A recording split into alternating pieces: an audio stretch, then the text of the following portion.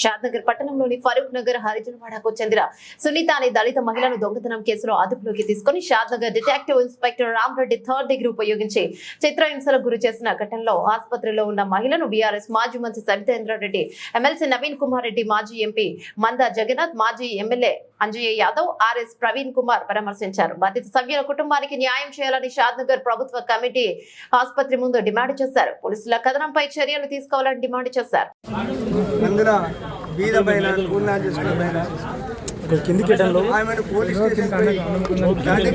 ఉపయోగించి దారుణంగా కొట్టారు.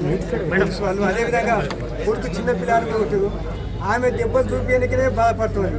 ఆమె చెప్పడానికైనా మాటలు ఆ దెబ్బలు చెప్పడానికైనా ఆమె బాధపడుతుంది. కాబట్టి నేను నిజంగా ఈ గవర్నమెంట్ వచ్చిన తర్వాత, కాంగ్రెస్ పార్టీ గవర్నమెంట్ వచ్చిన తర్వాత ఒక్కసారి సిపి గారు కానీ, డిఎస్పీ కానీ, డీసీపీ గారు కానీ, ముఖ్యంగా సిపి గారికి విజ్ఞప్తి చేసేందంటే, ఈ గవర్నమెంట్ వచ్చిన తర్వాత మా షాద్నగర్ పార్టీ షాద్నగర్ పోలీస్ స్టేషన్లో ఏం జరిగిందో ఒకసారి మీరు పర్యవేక్షణ చేయాలి, వీక్షించాలని కోరుతున్నాను. ఎందుకంటే అప్లికేషన్ ఇచ్చిన అప్లికేషన్ ఏముంటుంది, అందులో సెక్షన్లు ఎట్లా పెట్టిరు, ఒక మామూలు పంచాయతీ అయితే సెక్షన్లు నాన్ అవైలబుల్ సెక్షన్లు పెట్టి చాలా సతాయించిన సందర్భం ఉంటాయి. అన్ని పోలీస్ స్టేషన్లో ఎవరు చెప్పుకునేది అర్థం కాలేదు. నాన్ అవైలబుల్ సెక్షన్ ఏమైంది, అప్లికేషన్ ఏముండదు, దాంట్లో సారాంశం ఉండి పెట్టే సెక్షన్ లేదు. ఒకసారి నాకు తెలిసింది కోర్టులో జడ్జి గారు, గౌరవ జడ్జి గారు కూడా అడిగిరట, ఏమి అప్లికేషన్ మీరు ఏం సెక్షన్లు పెట్టారు. అంత దారుణంగా వ్యవహారం జరుగుతుంది. కాబట్టి కమిషనర్ గారు దీని మీద దృష్టి సారించి మన మున్ముందు ఇటువంటివి జరగకుండా చూడాలి.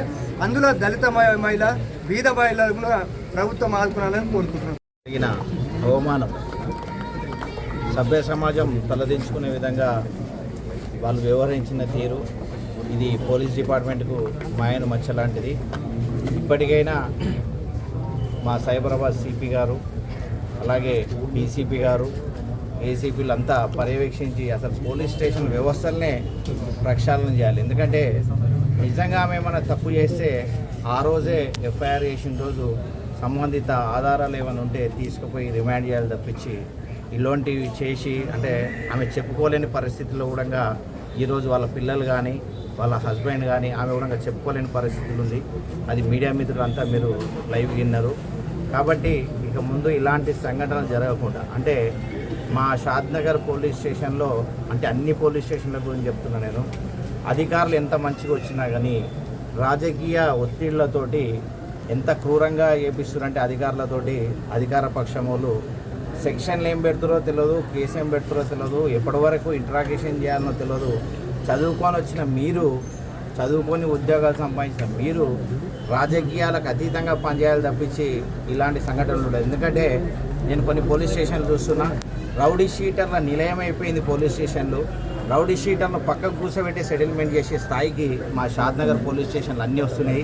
ఎందుకంటే నేను ఎందుకు ఇంత గట్టిగా చెప్తున్నంటే, మా దగ్గర అంటే నందిగాం పోలీస్ స్టేషన్ తీసుకోండి, ఒక్క రౌడీ షీటర్ 5-6 మంది ఉంటే రోజు వైపు పోలీస్ స్టేషన్లో ఉంటుంది. అంటే సమాజం ఎక్కడ పోతుంది? అంటే ఈరోజు అసెంబ్లీలో చూసిరు, మీరు బయట చూసిరు, అఘాయిత్యాలు చూస్తున్నారు, రోజుకొక మర్డర్ చూస్తున్నారు, రోజుకొక అఘాయిత్యం చూస్తున్నారు. ఇవన్నీ పోలీస్ వ్యవస్థ వైఫల్యం అంటే నేను అనను, ఇది ఖచ్చితంగా రాజకీయ నాయకుల వైఫల్యం. ఎందుకంటే ప్రెషర్కు వాళ్ళకు ప్రెషర్ పెడుతున్నారు. ఆ ప్రెషర్ పెట్టి ఆ ప్రెషర్లో నువ్వు ఇక్కడ తెచ్చుకున్నాం మేము, నువ్వు ఉంటావా, పనిచేస్తావా లేదా అనే విధంగా వాళ్ళ మీద ప్రెషర్ పెడుతున్నారు. ఇంకొక దగ్గర జాబ్ చేస్తారు కానీ రాజకీయ ఒత్తిళ్లకు తలొగ్గకండి. మీరు ఖచ్చితంగా న్యాయం చేయాలండి అని చెప్పి మీడియా ముఖంగా, అంటే మా పార్టీ తరఫున అందరూ వచ్చిర్రు, ఇక్కడ వచ్చి చూసిర్రు. అంటే ఇలాంటి సంఘటనలు ఎక్కడ జరిగినా కానీ బీఆర్ఎస్ పార్టీ అండగా ఉంటుందని చెప్పి మరొకసారి తెలుపుతున్నాం.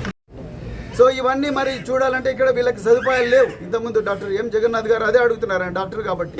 సో అవన్నీ సదుపాయాలు లేవు. మరి హయ్యర్ సెంటర్కి పంపించవచ్చు కదా. కనీసం ఒక్కరు కూడా ఈమెను, ఇంత టార్చర్ గురైన మహిళ లోపల కనిపించలే దెబ్బలు ఉన్నాయి, మరి ఈమెను ఒక హయ్యర్ మెడికల్ సెంటర్కి పంపించాలన్న కనీసమైన ఆలోచన కూడా ఇలా మరి కాంగ్రెస్ పార్టీకి లేదంటే ఎంత మహిళా వ్యతిరేక, ఎంత దళిత వ్యతిరేక, ఎంత పేదల వ్యతిరేక పార్టీ ఇలా మన కళ్ళ ముందరనే కనిపిస్తూ ఉన్నది. అందుకొరకు అర్జెంటుగా ఈ కుటుంబంలో ఒకరికి ఉద్యోగం ఇవ్వాలి, ఈమెకు ₹1 ఎక్స్గ్రేషియా ఇవ్వాలి, ఈ కుటుంబాన్ని ఆదుకోవాలి, ఈ సంఘటనకు బాధ్యులైన పోలీస్ ఆఫీసర్లు అందరినీ డిస్మిస్ చేయాలి.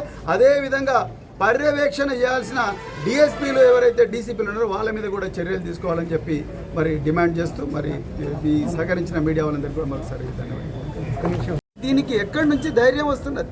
ఎవరిస్తున్నారు ఈ ధైర్యం? ఫ్రెండ్లీ పోలీసింగ్ కాదు, మేము లాఠీ పోలీసింగ్ అంటే ఇదేనా మీరు ఇచ్చే లాఠీ పోలీసింగ్? మరి ఎక్కడ పోయిన శ్రీరాముల శ్రీనివాస్ అనే ఎస్ఐ కానిస్టేబుల్ వేధింపులు చేస్తున్నారని ఎంట్రీని దాగి చచ్చిపోయాడు. అశ్వరావుపేట ఎస్ఐ. భూపాలపల్లిలో ఒక ఎస్ఐఏ ఒక మహిళా కానిస్టేబుల్ మీద అత్యాచారం చేస్తాడు. ఎస్ఐ మహిళా కానిస్టేబుల్ మీద అత్యాచారం చేస్తే ఇక మీరు ఎక్కడ కంచె చేయను వేస్తే ఎవరి దగ్గరికి పోవాలి? వీళ్ళందరికీ అభయం ఎవరిస్తున్నారు? వాళ్ళందరి మీద యాక్షన్ ఎందుకు తీసుకుంటలేరు? 4 రోజుల నుంచి 5 రోజుల నుంచి ఒక మహిళ పోలీస్ స్టేషన్లో లెక్క ప్రకారం అయితే మహిళలను పోలీస్ స్టేషన్లో 6 తర్వాత ఉండకూడదు. అది చట్టం చెప్తున్నది. 6 తర్వాత ఏ మహిళ కూడా ఉండకూడదు. ఉండకూడదు. పొద్దుటిపూట వాళ్ళని ఇంట్రాగేట్ చేసేటప్పుడు కూడా కంపల్సరీ మహిళా ఆఫీసర్లే ఇంట్రాగేట్ చేయాలని చెప్పేసి ఆనాటి ఐపీసీ చెప్తుంది. ఇప్పుడు కొత్తగా వచ్చిన బిఎన్ఎస్ఎస్ కూడా అదే చెప్తున్నది. మరి ఎక్కడ పోయిండ్రు సూపర్వైజరీ ఆఫీసర్లు? ఎక్కడ పోయిండ్రు డిఎస్పీలు? ఎక్కడ పోయిండ్రు డీసీపీలు? ఎక్కడ పోయిండ్రు అడిషనల్ కమిషనర్లు? వీళ్ళు ఎందుకు ఎవరు మాట్లాడతలేరు? మరి అదే 2400, 5000 కోట్లు, 6000 కోట్ల కుంభకోణాలు చేసిన వాళ్ళని తీసుకొచ్చి ఇట్లా స్టేషన్లో ఉన్న వాళ్ళందరినీ కూడా ఉద్యోగంలో నుండి తీశారు, డిస్మిస్ చేశారు. ఉద్యోగంలో నుండి తీసేశారు. కేసీఆర్ గారు గతంలో ఇలాంటి ఇన్సిడెంట్ జరిగితే, మరియమ్మ అనే ఒక సంఘటన జరిగితే ఆ రోజున్న గౌరవ కేసీఆర్ గారు ఇమీడియట్గా అక్కడున్న పోలీస్ స్టేషన్లో ఉన్న ఎస్ఐతో పాటు మిగతా వాళ్ళు ఎవరైతే దాంట్లో భాగస్వామ్యం అయినారో వాళ్ళందరినీ కూడా ఉద్యోగం నుండి తీసేయడమే కాకుండా వాళ్ళ కుటుంబాన్ని ఆదుకున్నారు. వాళ్ళ కొడుకుకు ఉద్యోగం ఇవ్వడం కానీ, వాళ్ళకు 15 లక్షలు ఇవ్వడం కానీ, ఒక ఆదుకొని భరోసా కల్పించారు. ఇంకా తప్పులు ఇట్లాంటివి జరిగితే భవిష్యత్తులో ఇలాంటి చర్యనే ఉంటుంది అనేది డిపార్ట్మెంట్ కూడా ఇండికేషన్ పంపించింది.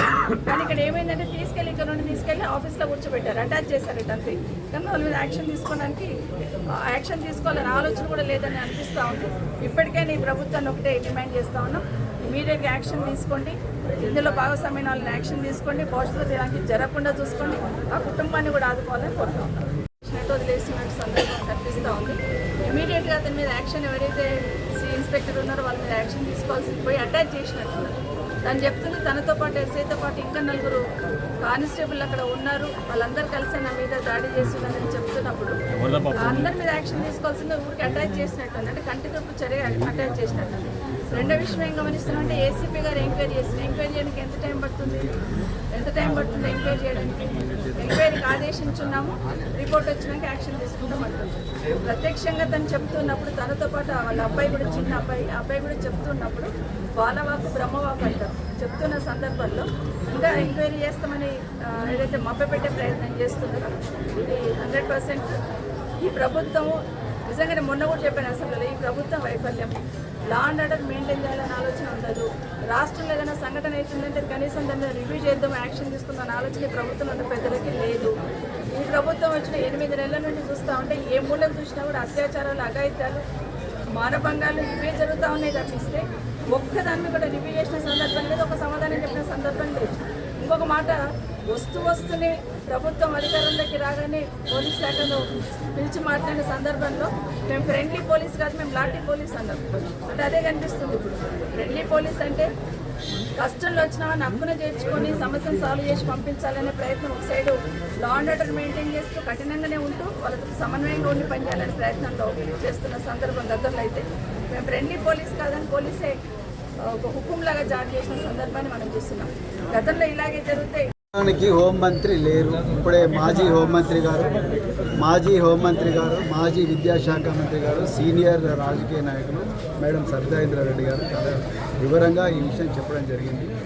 ఆ మేడం మనసులో ఏముందో నేను అర్థం చేసుకున్నాను. ఎందుకంటే ఆమె చెప్తుంటేనే వినడం కష్టంగా ఉంది. ఆమె చెప్తున్నప్పుడు ఆ మాటలు వినడం కూడా కష్టంగా ఉందంటే ఒక మహిళగా ఇంకా ఇవన్నీ ప్రెస్ మీద చెప్పాలంటే కూడా కష్టమవుతుంది. కానీ ఇక్కడ విషయం ఏంటంటే ఈ రాష్ట్రంలో హోంమంత్రి లేడు. హోంమంత్రి, ముఖ్యమంత్రి ఒకటే వ్యక్తి. ఆ వ్యక్తి వీళ్ళందరికీ అభయం ఇస్తున్నాడు కాబట్టే ఈరోజు ఎన్ని దారుణాలు జరుగుతున్నాయి అనేది ఈరోజు తెలంగాణ సమాజం గుర్తించాలి.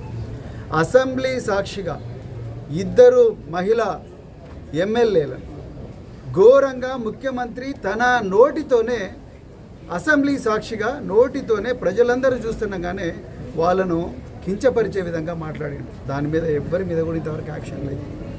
రాష్ట్ర వ్యాప్తంగా ఆందోళనలు జరుగుతున్నా కూడా ముఖ్యమంత్రి గారి నుంచి ఈ విషయంలో స్పందన లేదు. అది ధైర్యం చేసుకొని ఆ ముఖ్యమంత్రిని ఆ అండను చూసుకొని దానం నాగేందర్ గారు దానవ్ నాగేందర్ గారు మాతృమూర్తులందరినీ కూడా అవమానించే విధంగా నీ అమ్మ తోలు తీస్తా కొడుక అంటే ఎవరినండి నువ్వు అంటున్నది, ఎవరి ధైర్యం చూసుకొని అంటున్నావు? స్పీకరు ప్రేక్షక పాత్ర వహిస్తున్నాడు.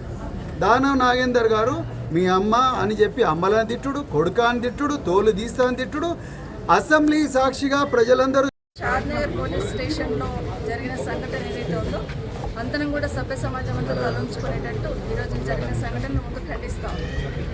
గౌరవ కేసు మహిళని, అందులో ఒక దళిత బిడ్డని పోలీస్ స్టేషన్లో తీసుకెళ్ళి 3rd డిగ్రీ ప్రయోగించడంతో నేరం ఏం జరిగింది అక్కడ ఒకసారి ఇమీడియట్గా వెళ్ళినంటే మమ్మల్ని ఇక్కడ పంపించడం జరిగింది.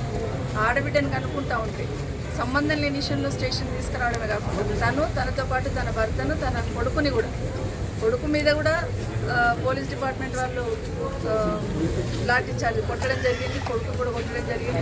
అదేవిధంగా వాళ్ళ హస్బెండ్ కొట్టడం జరిగింది. తననైతే అవమానకరంగా, తను చెప్పలేని పరిస్థితులు చెప్తా ఉన్న పరిస్థితులలో అవమానకరంగా పేపర్లో కూడా ఈరోజు రాశారు.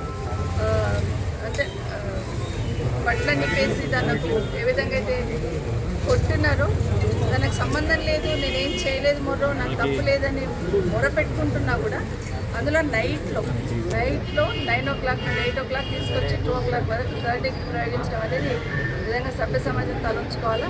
ఇప్పటికైనా అసలు ఇన్ని సంఘటనలు జరుగుతూ ఉన్నాయి. గతంలో చూస్తూ వస్తున్నప్పుడు గతంలో కూడా జరిగిన సంఘటన ఒకసారి నెమరు వేసుకుంటూ ఉంటే ఈరోజు జరిగిన సంఘటన, గతంలో జరిగిన సంఘటన ఒకసారి నెమరు వేసుకుంటే ఈరోజు కనీసం తనకు ధైర్యం చెప్పేవాళ్ళు ఎవరు లేరు. ఎప్పుడో వెనస్డే పంపించేస్తే దెబ్బలకు తాళలేక, నొప్పులకు తాళలేక తను ఇప్పుడు హాస్పిటల్ వచ్చిన సందర్భం మనం చూస్తున్నాం. సంఘటన జరిగిందని నాకు అర్థమైంది ఏంటంటే, వెనస్డే ఇన్సిడెంట్ జరిగితే అసెంబ్లీ జరుగుతుంది కాబట్టి గోప్యంగా ఉంచి